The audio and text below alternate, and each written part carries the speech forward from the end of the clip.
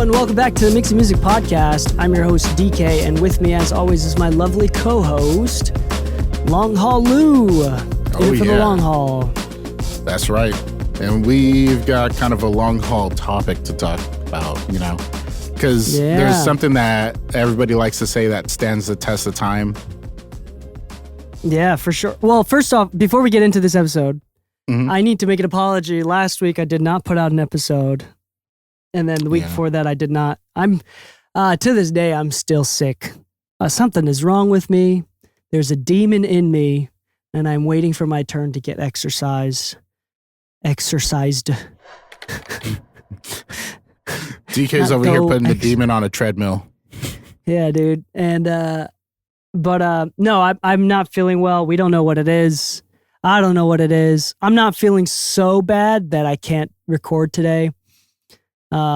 But yeah, hopefully I feel better next week, honestly, is kind of the vibe. So I sincerely apologize for just missing the episode last week. But let's talk about this episode, Lou. What do you want to say? So as I was saying, there's going with the long haul theme. There's one thing that we've all kind of like talked about in audio that we say, oh, this actually stands the test of time, and that's analog hardware versus like plugins. And we've all heard the conversation of analog versus digital, but that's not really what I want to talk about. It's more of like we're starting to see this push in a lot of brands, and it's been happening for a minute, but we're starting to see this be the reason that people are kind of returning to analog while means are available. It's not that things are getting cheaper, but things are becoming more convenient. There's a big push in efficiency. And that's not to say that analog hardware was ever necessarily efficient or inefficient. It's just different times of our lives, right? An example I was talking about with Dee Kei earlier was like in live sound back in the day, you maybe had two 1176s and an analog board. So not everybody got compression. You just had two 1176s. In studios, you would see the big giant wall of gear, but you would also see the recall sheets at every studio session where it's like, hey, everybody else can go home but the assistant. The assistant has to mark every last dial down. And if there is a session in between, the assistant has to come in a couple hours early and set those dials right the fuck back. And that's kind of been the reason that like a lot of people just didn't want to get into analog. They just didn't want to deal with the recalls. They thought it was like an inefficient use of their time and stuff like that, now that we're kind of in a plug-in heavy age. And with that said, you also see, like shout out to Mixwave doing like plugins for the VLC and the VNE and stuff like that. I think it's cool that they're doing like plugins of some of the latest stuff and some boutique-y things like the Benson amps and all that. I love those little guys. But notice how fast we're getting plugins of hardware that already exists.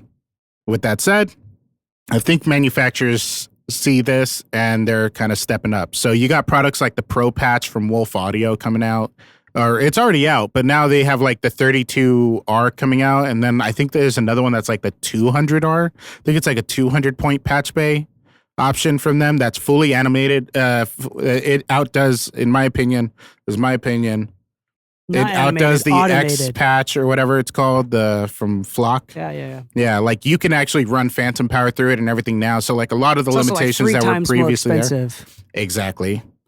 It's not cheap. But see, that's the thing. Like you're seeing companies like Antelope Audio came out with their own CO1B clone with recallability through a plugin. So you could just leave the plugin in your session and it will actually recall it every time that session is loaded. So you don't have to go and hit a setting, save the setting, whatever kind of thing on the hardware. You have companies like Bettermaker who's been doing it for years now, and they keep making out new hardware. You've got Wes Audio who's doing some cool things. I think you use Wes Audio yourself, right? That's who makes the compressor, I think. Wes Audio, yep. Yeah. So Wes Audio, they also do like the 1176s and all that kind of stuff too. They make an EQ that I really want. Like I'll eventually buy it, but that EQ is awesome. I'm not sponsored by them, not endorsed by them, but hey, if you guys want to send me a discount, I'm not going to fight you on it. In fact, I embrace it.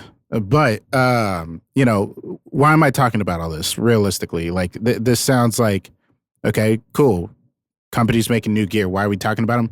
It's because the only real reason that I think a lot of people are really starting to embrace a lot of analog gear is because it's becoming more convenient. So it's analog versus convenience. If a piece of gear doesn't have any convenience, it has to sound that fucking good. It really does. Like we got DW Fern, who's been has always been popular. It's always been very boutiquey, but you're starting to see like the Fern EQs being used by different people, like from like Patricio, Bob Horn, and all them. But they're like 2 decibel increments, and you had to have like a custom order to get 1 decibel increments on them. Cool, but that doesn't sound very efficient. You know what I mean? Like if you only have very select few ways of using it, it's got to sound that damn good at that point. But let's say you're constantly busy. Let's say you're actually mixing and mastering multiple records a day, 5 days a week. Having to recall things like that is wildly inefficient. It's wildly inefficient. So what I'm noticing is some people are now starting to say, hey, listen, I could buy an actual tube tech for, what are they going for now? $5-6 grand used? Like, because they're still on back order everywhere. And when you can get one new, they're about, I think, $4,500, maybe $5 grand now. I don't know. Times have changed with the tariffs. I'm not looking at prices that much. But it's not as efficient if you're, let's say, an engineer for a writing camp, where with the Antelope, it may not sound exactly the same, but as soon as you load up that writing session template, it recalls the settings that you used last time. If you're just trying to recut a vocal and you don't want to deal with it, there are now automated preamps from like AMS Neve. There are automated compressors. There are automated EQs from different brands. You could literally just load up your session template and always have your recall ready. And if you're mixing a record and you use those hardwares, you could have your IO patched already there because of the session. You could have the settings recalled because it's in the session. It's far more convenient to actually say, I want to use analog now. But I think that's where we're seeing this kind of like, people are choosing convenience over quality. And that's not a bad thing. It's not a good thing. I think it's a very realistic turn of what's going on. I think people want to use analog. People want to sum through a console. People want the SSL 4000, 9000, whatever. You want to go through a API 1608? Great. But you're not going to be able to recall every last EQ without some level of struggle or work that you have to dedicate to it. So I think people are honestly saying, listen, if it's a 2% difference, a 5% difference, even a 10% difference, and saying like, once again, we're going to use the Tube Tech as the reference because we hear people always saying, I want a Tube Tech in my studio.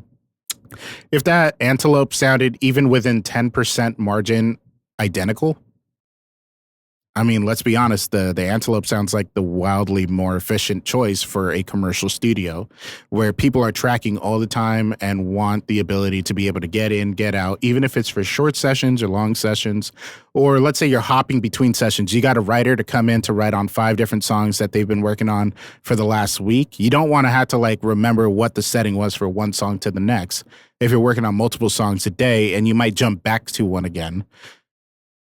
I think I would choose to take a hit on the quality if the convenience was heightened. And that was the big reason plugins became so popular.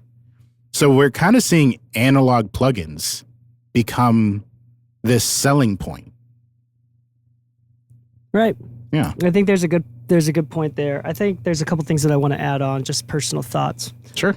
One, again, the entire conversation when it comes to analog gear is the difference of utility when needing or using analog gear for recording versus mixing versus mastering versus live sound.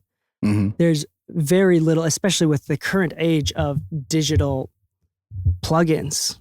Before, the reasons why you don't use digital plugins on live rigs was because of the latency and the problems that it would cause. Yep. Now those are damn near eliminated. Yeah, you can get sub 1 millisecond with full vocal chains. Especially, yeah, because of outboard processors too. Yep.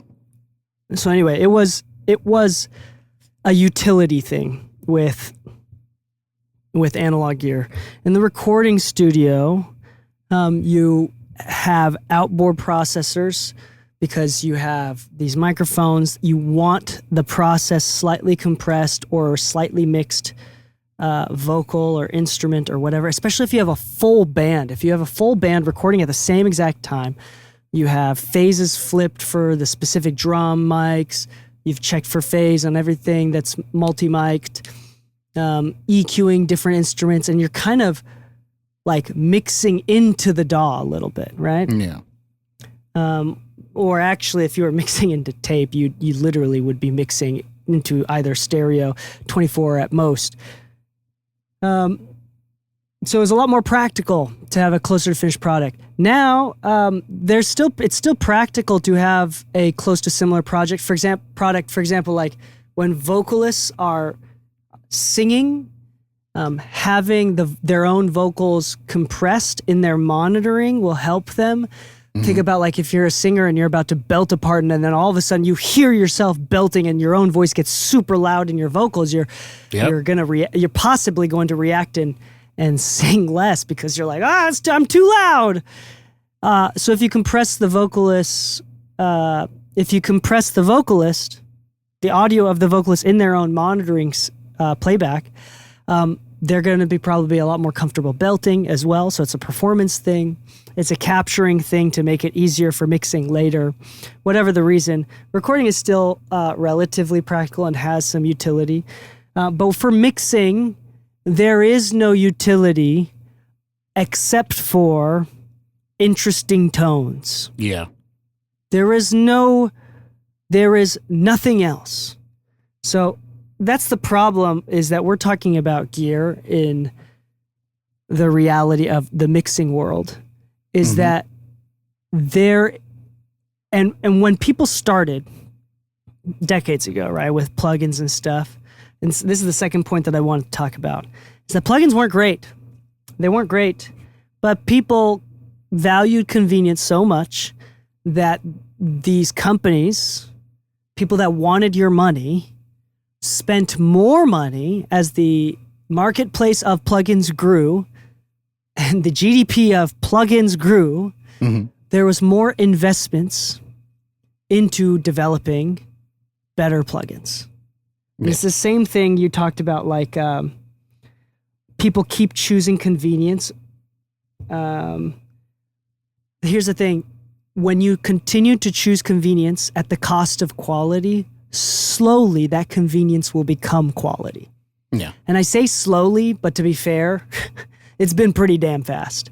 Yeah. And it will probably be relatively fast, depending on your perspective and the context. Like within a span of like 2 to 5 years, if people keep choosing convenience, convenience will become quality. And that's just how the nature of just markets in general. So those are my two thoughts. Otherwise, I really like this idea of like analog versus convenience. That's what the battle's all really about. And then there's also cost too. We're not talking about, in some cases, some people need more extraneous costs in order to pay less taxes because that's a business expense. I was talking to a buddy who has a really nice compressor that costs like $12,000. It will not be named. I will not talk about it unless we talk privately. And then he says it costs another like $2,000 to $6,000 to maintain it every year. That's just like a yearly maintenance because of how many tubes and things it has. It probably doesn't cost that much every year. It's probably like every couple of years it costs that much. But like if you wanted to replace all the tubes, it's like thousands of dollars. Yeah. I don't remember the exact amount, but it's enough to be like, damn, that's really not worth it. This same exact piece of hardware has an incredibly emulated, very well-coded plugin that I speak highly of in past episodes that I love very much, that Lou and I both use. That cost us a couple $100 at the beginning, if that, and then cost us no maintenance. Yeah, and it sounds so much incredible. So that you could forget about it and still go back to it. Oh my goodness. So that's the thing. Yeah. That's the thing. And again, it's pretty obvious. I like the idea of like convenience That includes cost as well. So, yeah. And at the end of the day, we've spent so much time now. I think the point that you're making is that we've spent so much time now putting, R&D into plugins, into convenience, that now the only way for analog gear to compete is now to become more convenient. Yeah, right. And so, it's been taking a toll because the industry of analog has been taking big hits. So they've been trying to innovate. And one of the ways that they've successfully innovated, we've seen the industry moving into more automated, motorized, or digitally controlled analog hardware. And I think that is a good in between. I think it's going to make it a little bit more accessible, but at the same time, dude. Okay, now we're going into a matter of opinion. Okay, let me hear it. Personally, based on my own workflow, I have the Wes Audio bus compressor. Sounds fine. Honestly, I don't think the compressor on it is like the best sounding compressor on it. I think I use it mostly for like the saturation. It's cool. It's fine. I like it. I use it every once in a while, but you have to understand, like, as someone, this is going to be slightly controversial depending on who listens. I do offline bounces. Yeah. If I'm in the box, I do offline bounces. And that means that if I decide to use one piece of hardware on the mix bus, now you have to go online. I'm going to have to bounce online every single time. Yeah. And it's only a couple extra minutes. It's only a couple minutes, right? Per song, per bounce. But that includes the stems. Yeah. That includes, and then if you're doing multiple mixes, like I do like 1 to 2 mixes a day. I'm doing many, many mixes or masters every single day, every single week. And that's not a flex. That's just a reality of someone that does this professionally. Yeah. That adds up. Like literally me not using a compressor one day of bounces might be the difference of being able to eat dinner with my family for 20, 30 minutes or not. Yeah. And obviously, or I can just do it the next day. Yeah. Take a little bit longer. I'm not saying that. I don't know what the heck my argument is. I think you're arguing once again for convenience and explaining the difference between. Sure. Maybe I think it's still more convenient to be in the box for me. That's the point. Yeah. For me personally and in my workflow, it makes it a little bit easier, and I'll probably only get things, either analog gear that I never have to touch, like I can leave in the same exact settings. Yeah. Or digitally controlled analog gear if I get anything. Yeah, and I've said this before, but I'm a big committer when it comes to analog inside of a mix. Like once I like something, I just print it. And so like the offline becomes available to me, but once again, that's more like, hey, I'm gonna go to the bathroom real quick. Might as well just leave it printing while I'm out.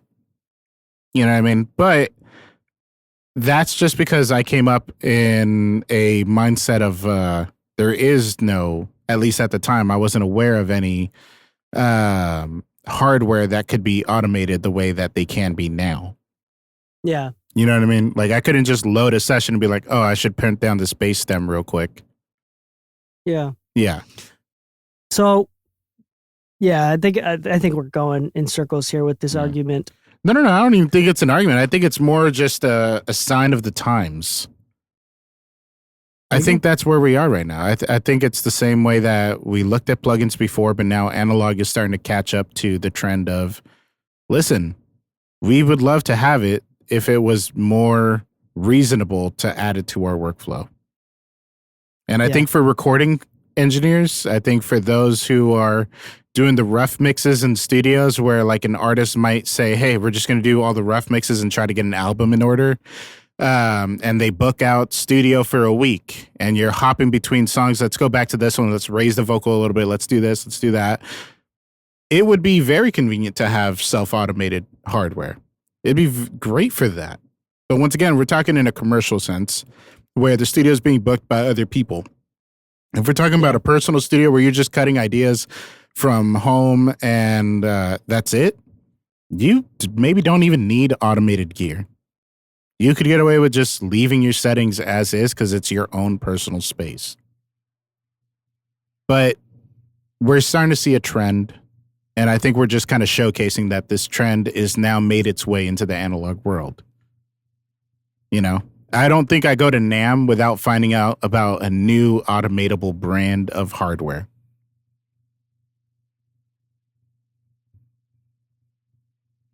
Yeah, I'm excited about it, to be honest. We'll see how it goes. We'll see if it's enough to convince me. Yeah. But also just digital products are so good. I think if it's okay, to change the conversation a little bit more. Mm-hmm. If it this often up until the past, especially when you're younger, when you don't have financial access to buying analog gear, or even if you do, usually people think, for some weird reason, people think that there's a correlation to good sounds, good mixes with analog gear. Mm-hmm. And then the harsh reality hits once you've spent the money. If that's where the conversation turns, which is where I would be most interested in, because this is empowering, that's just not true at all. Yeah. There is no one on God's green earth that got better as mixers because they bought analog gear. Oh, don't tell that to Chris Lord Algae. Well, he's also been using it for a while.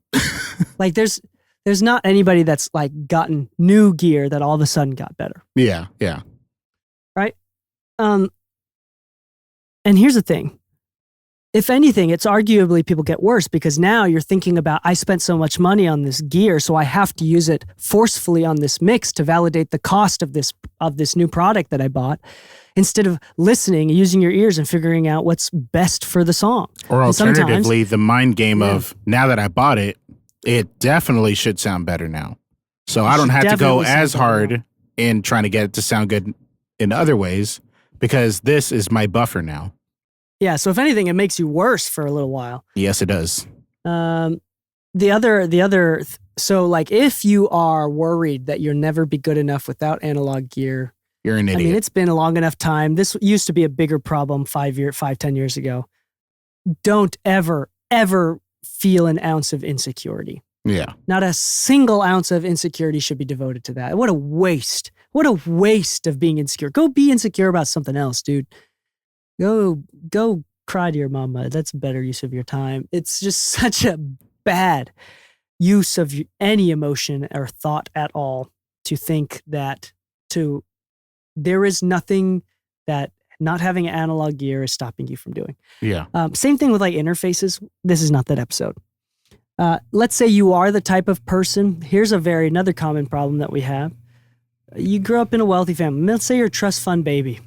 Or whatever, you work a day job, and you've never had a chance to do music, and now you can do music, and you're retired, so you just have like a lot of money in the bank, and you just buy a lot of analog gear.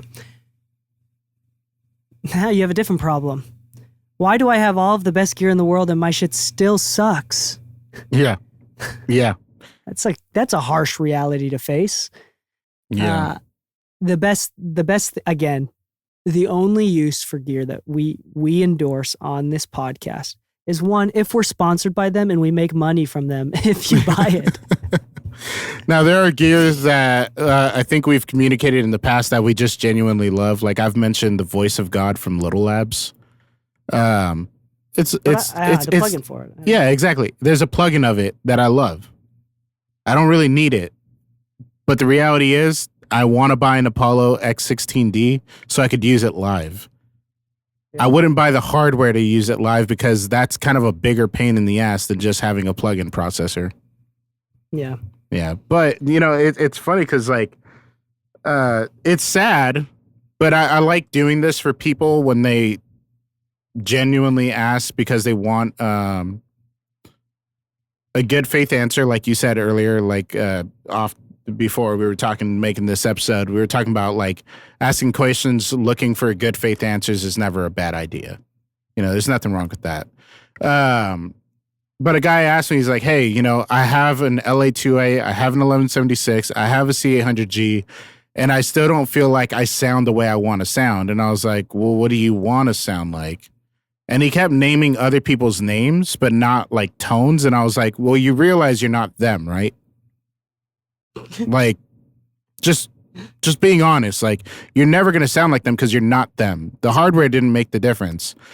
He's like, well, I get that, but it's like, I thought I'd have like their sense of pristine vocals and this and that. I'm like, starting with a good recording is quality, but like, let me ask you, do you have acoustic treatment? He's like, what do you mean? I was like, do you have any panels where you're recording or anything? He's like, I just recorded in my living room. I'm like, okay, do you turn off the fan and the AC? He's like, nah, it's hot in Texas. I'm like, well, that's part of the issue then. Like you've got all this stuff, but you don't even have the basics. You don't have the understanding of how to actually make it a beneficial use. Right now, you're kind of just using it as the self-explanation of like, well, I spent the money, so it's got to be good. But you didn't bother to go through the 101 of it.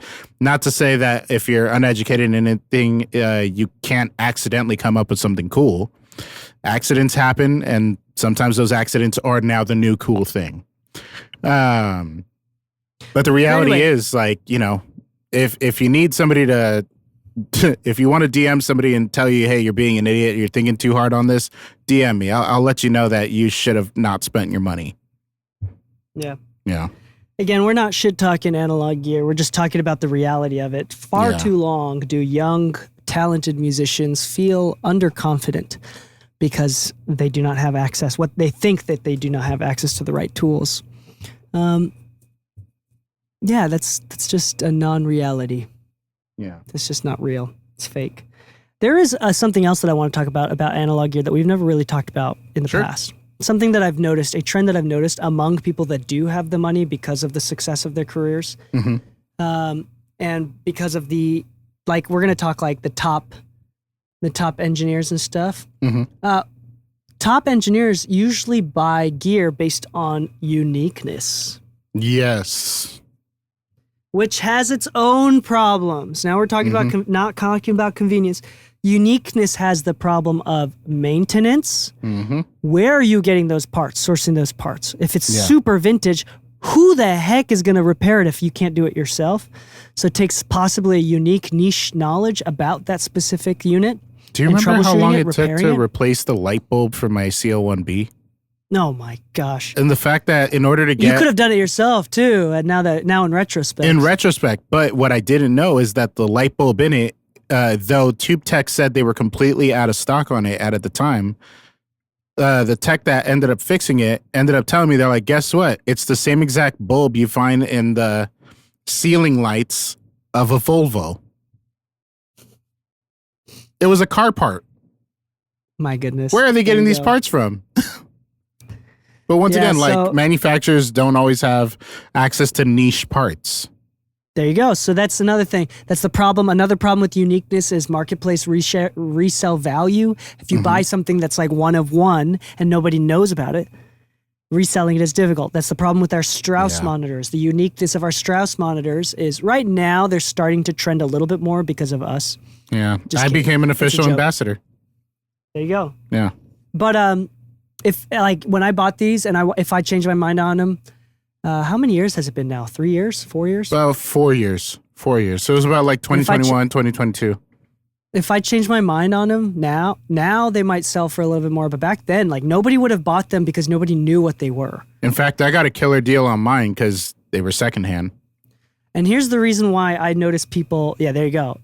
Killer deal on yours. You paid like half the price I did for mine. And they also went up in price recently, which officially I've paid only half of their value. That's crazy. Yeah. Okay, so another thing too that I've noticed is people buy on uniqueness for two reasons. One is because unique sound is a lot more easier to capitalize and say, I'm the only one that can mix this because my secret sauce is this one piece of gear that nobody else has. My secret sauce is this version of 1176 that nobody else has, that nobody else can replicate, and that my tech has done a good job continuing to use and maintain. And because of all those extra maintenance trips, it has a very unique sound, and that's why it's so awesome, and nobody can copy my sound, which is more a form of like mysticism that we won't get into. Yeah. that we've talked about in the past.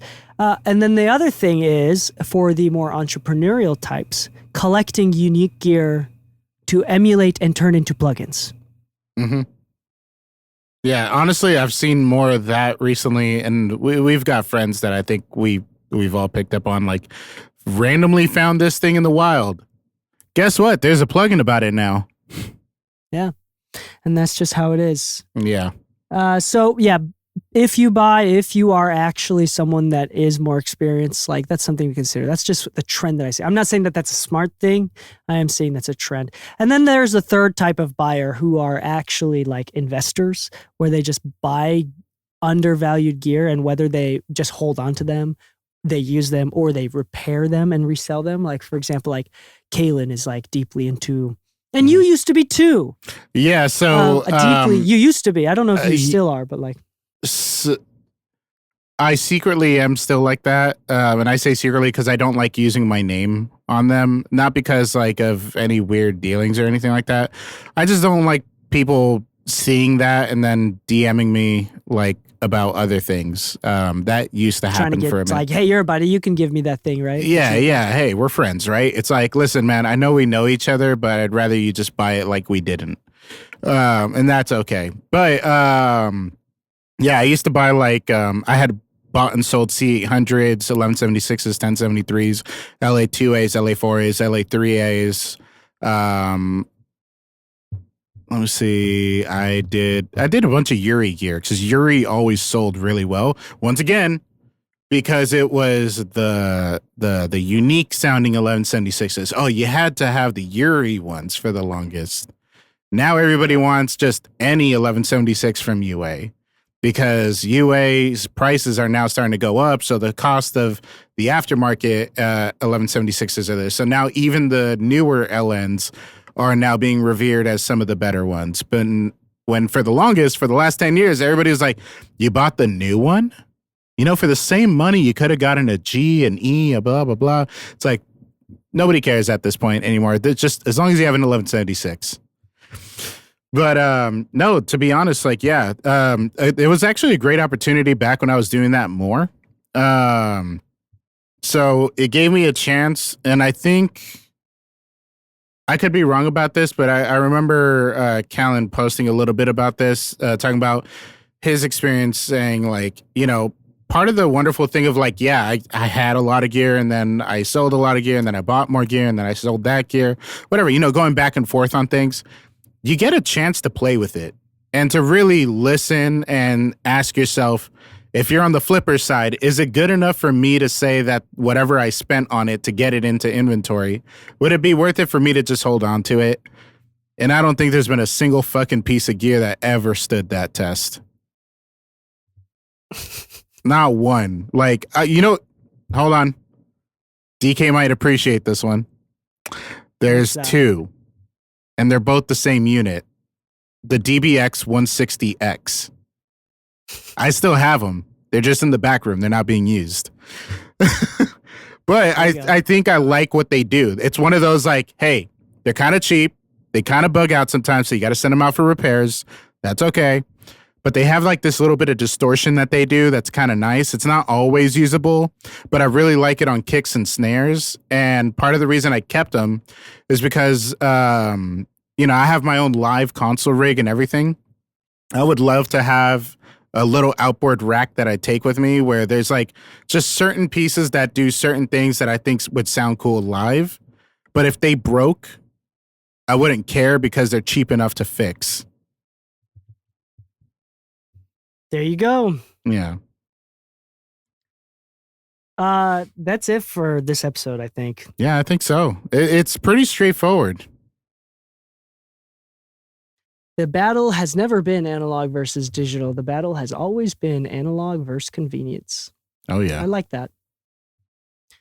And here's the thing, and here's I guess the final thing that I'll end with for why convenience is better. It's not just because it saves time. You know, it literally gives you more time with your family if you're a family man. Yeah. I think this is something that we've talked about many times before. The faster someone mixes, the closer to their instincts they stay. Yeah. Instincts make great mixes, and usually mixes go awry when you lose touch with your instincts by over listening. That's where demoitis starts to kick in. That's when mixers need to take a break. If you can mix efficiently, quickly, you say the snare needs to sound like this, and you can kind of envision what it needs to do. You're inspired to do something. If it takes you 30 minutes to just use your patch bay and then to dial in this finicky thing that you have to bump sometimes, and then it doesn't work half the time, it's just not worth it. Like it will literally make a worse mix. So as far as the art of mixing goes, when people should be mixing emotionally, part of that emotional mixing comes from working efficiently. I think that's something that's why you want to mix efficiently. It's not just a matter of dollars per hour. I think it actually does something better for the art itself, which I think is a very solid argument. Yeah. All right. On that note, happy mixing, my friends, and stay saucy.